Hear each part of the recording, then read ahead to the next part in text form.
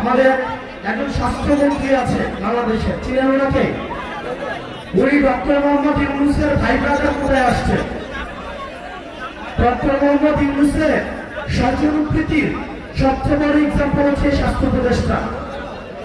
সবসময় বলে আসছি, এই স্বাস্থ্য উপদেষ্টা এটার কোনো প্রয়োজন নাই। আপনারা দেখছেন আমার কোন ধরনের অ্যাক্টিভিটি? উনি যে বেতনটা নেয়, এই বেতনটা হারাম হবে। উনি যে গাড়িটা চলে সরকারের টাকায়, এটা হচ্ছে জনগণের সাথে বেমানি। এই স্বাস্থ্য উপদেষ্টাটা কোনো কাজের না। উনি কিচ্ছু বুঝে না। উনি স্বাস্থ্য ব্যবস্থা বুঝে না, উনি চিকিৎসা বুঝে না, উনি ইনস্ট্রুমেন্টাল না, কোনো নলেজ নাই। উনি একমাত্র যোগ্যতা, উনি গ্রামীণ ব্যাংকে ছিল এবং ডক্টর মোহাম্মদ ইউনূসের হচ্ছে খুব কাছের মানুষ। এইটাই ওনার যোগ্যতা। এই স্বাস্থ্য উপদেষ্টা নিয়ে আমরা কি করিব? এবং দুঃখজনক বিষয়, উনি নিজে চিকিৎসা করাইতে সিঙ্গাপুর যায়। উনি চিকিৎসা করাইতে নিজে সিঙ্গাপুর যায়। এখন আমরা বললে তো হচ্ছে বিরাট বেকার হয়, আমরা বললে রাগ হয়, রাগ। ওনাকে একটা কথা বলছিলাম, এরপর উনি আর আমাদের সাথে কোনো যোগাযোগ করে না।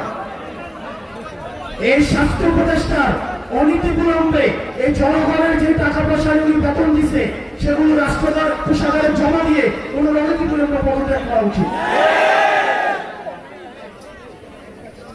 প্রিয় চাঁদপুরবাসী, আমরা এই ভূটানের পরে রাষ্ট্রটাকে ঢেলে সাজাইতে চাইছিলাম, কিন্তু দুঃখজনক বিষয়, আমাদের স্বাস্থ্য ব্যবস্থা আগের মতো,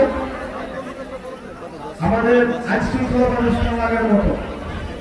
আপনি দেখবেন আমাদের দেশের সিভিলিয়ানরা কখনো হিরো হয় না, যার কারণে আমাদের এই যে মাহিরিন ম্যাডাম, যিনি এই মাইলস্টোন কলেজের 20 জন শিক্ষার্থীকে নিজে উনি উদ্ধার করেছেন, পরবর্তীতে উনি নিজের জীবন চলে গিয়েছে, উনি নিজে নিহত হয়েছেন। আমরা মাহিরিন ম্যাডামকে আমরা রাষ্ট্রীয়ভাবে আমরা যথাযথ মর্যাদা দিতে পারি নাই, এটা আমাদের ব্যর্থতা। এই সরকারের কাছে অনেক প্রত্যাশা ছিল, প্রত্যাশার পাড়াও দিন দিন কমছে। দিন শেষে আপনাদের কাছে আহ্বান জানাবো, দলমত নির্বিশেষে আমাদেরকে ফেসিবাদের বিপক্ষে আমাদেরকে অবস্থান নিতে হবে। আপনারা গতকাল দেখছেন লাশের উপর দিয়ে এই আওয়ামী ফেসিবাদ আবার তারা হচ্ছে রাজনীতি করার চেষ্টা করেছে।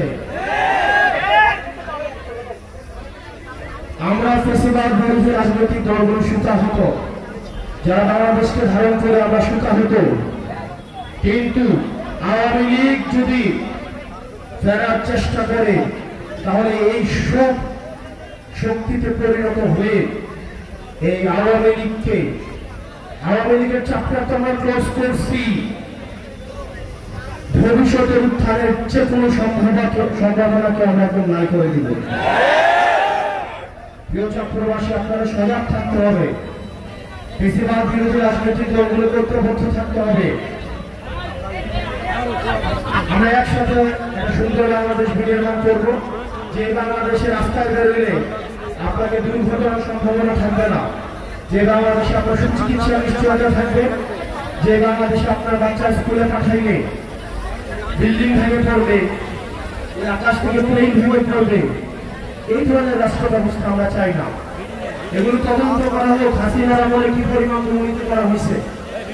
আমরা শুনছি বিমান বাহিনীর সাবেক প্রধান নাকি 3000 কোটি টাকা দুর্নীতি করছে। এই বিমানগুলো কিন্তু হাসিনার আমলে কেনা।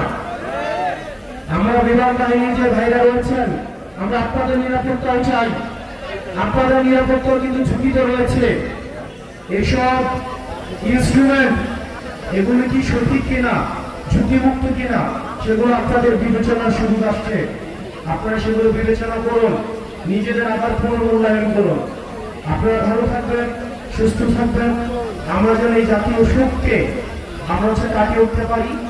যারা নিহত হয়েছে তাদের আত্মার মাগফিরাত কামনা করছি, আল্লাহ তাদের জান্নাত নসিব করুন। যারা আহত হয়েছে বাচ্চা বাচ্চা ছেলেরা 3 বছর 7 বছরের, আল্লাহ তাদের সুস্থতা দান করুন, আল্লাহ তাদের সুস্থতা ন্যায় করুন। আল্লাহ আমাদের রাষ্ট্রীয় সম্পদগুলোকে আল্লাহ আমাদের হচ্ছে উত্তোলন করার তৌফিক দান করুন। আপনারা সবাই ভালো থাকবেন, সুস্থ থাকবেন, আমাদের সবার জন্য দোয়া করবেন। আমরা একসাথে আমরা একটা সুন্দর একটা বাংলাদেশ বিনির্মাণ করবো।